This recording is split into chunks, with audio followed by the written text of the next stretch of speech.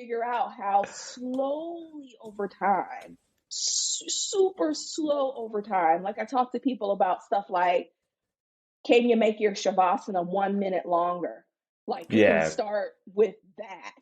But Like, people just, can you yeah, they make, just want to tick boxes, don't they, a lot of the time? It's a kind of yeah, it's a kind of trauma-informed yoga, it's a kind of trendy thing, and now it's become branded, right? That itself, branding and rebranding is like the irony upon irony, isn't it? That, yes, everything yeah. has its corporate function, its capitalist function. But and what kind of, I mean, is there any practical and obvious things you can say in terms of obvious terminology that we should just really be wary of, right? In terms of teachers teaching students, Um, to look out for, or look out for changing a teacher, even if they're using that language. toxic diet culture. I mean, it's not our job as teachers to tell people um, what to do with their bodies as far as, what to eat and how they should look. Um, that's the first thing. Like, stop talking about let's burn the turkey, let's, I You know heard y'all that? drinking last night. Let's Yeah, detox. really? Let's like, yeah, Oh man. it's not for us. That's for the student to decide what they want to do with their body and what's going to serve their yogic path. Because really we're creating this space where they can go on a journey. And yoga's never been about repression. And so it's up to that student to decide what they want to do with their bodies and what's healthy and what they can do for themselves at that moment.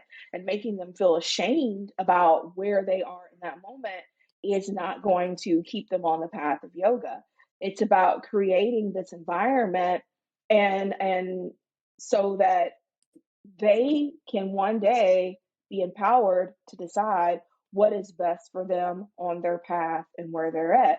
So yeah, toxic diet language, hierarchy in the class, this idea that a certain variation of a pose is better than another.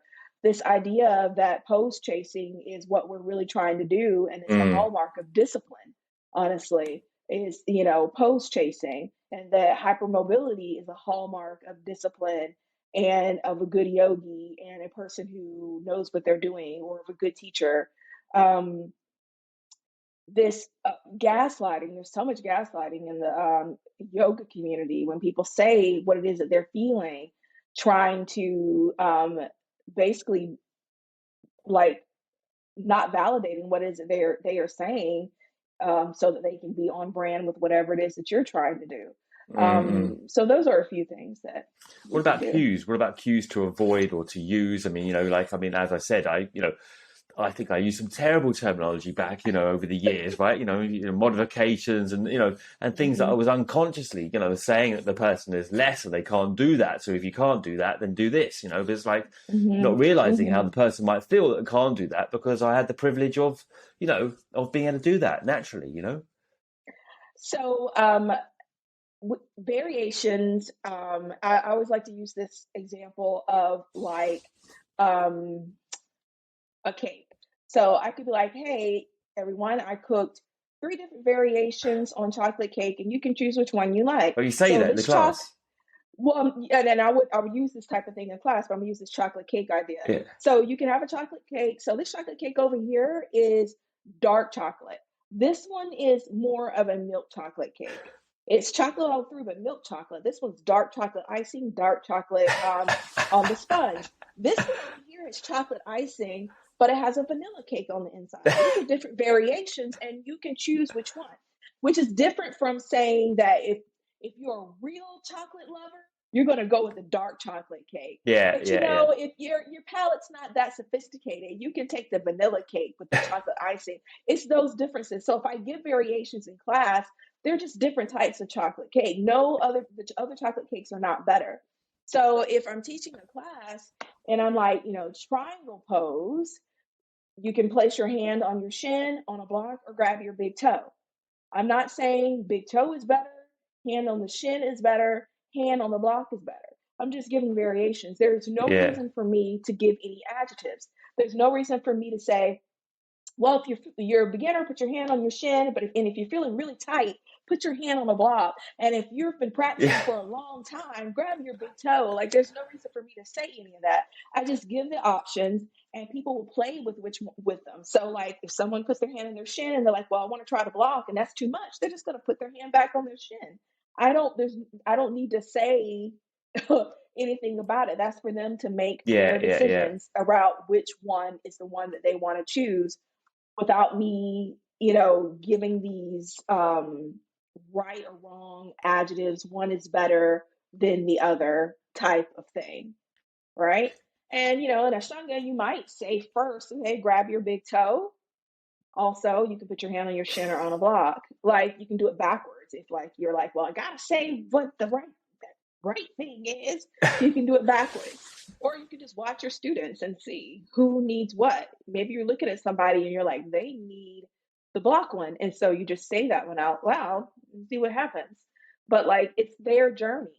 It's the student's journey. Like us showing up with ideas of what we think all bodies should look like is like, what do they call it? It's imagination, it's a vritti.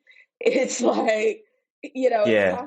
it's toxic. So it's like, just give My the only question, options. I asked you before in the podcast as well, is how do you square that with motivation, right? Because if someone had go, and originally to me, oh, you don't have to do. I remember headstand being, and I was petrified of headstand, right? You don't have to do that, maybe you've had a hard life already.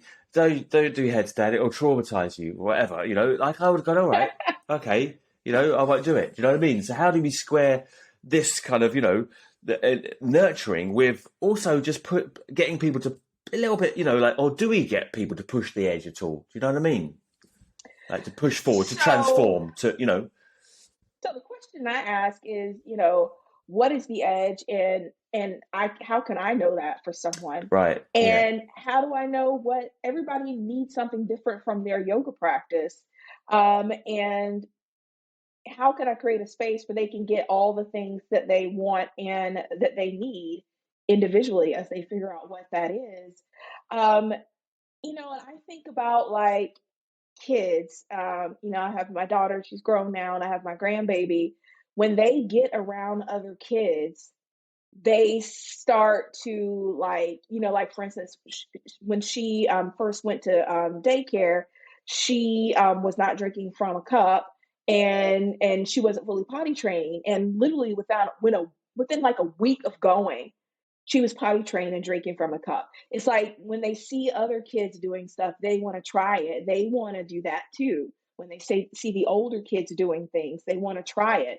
And it's not that the older kids, sometimes it is, but it's not that the kids are like, oh, you're a baby, especially at that age when you're talking about drinking from a sippy Mm-mm-mm. cup versus a bottle. It's just they're seeing and observing, and they're like, okay, I want to try it. Right. So if as a teacher, we're giving options, um, various different options, then one day, if a person really wants to be into asana in that way, or feels like there's something to be learned or gained from working on an asana that is challenging for them, then they will make that choice. But it's not, it's for us to offer and to create the space Mm-mm. where it's safe to explore, and it's on them to explore. And if they ask us, yeah, do you think I should try that? And it's one thing to be like, yeah, sure, I think you're ready if you want to do it. But it's another thing to create these environments where people feel shame if they don't want to do something.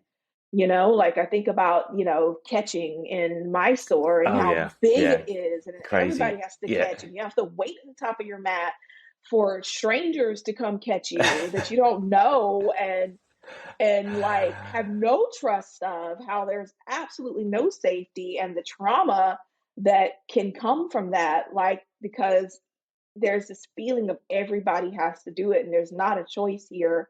And Yeah, yeah. No, that is versus if probably. it's like, do you want to, if someone comes to me and say, hey, do you want to catch, and I'm like, I really get to feel like it's a real yes or no question. it's Yeah, it's yeah. different. What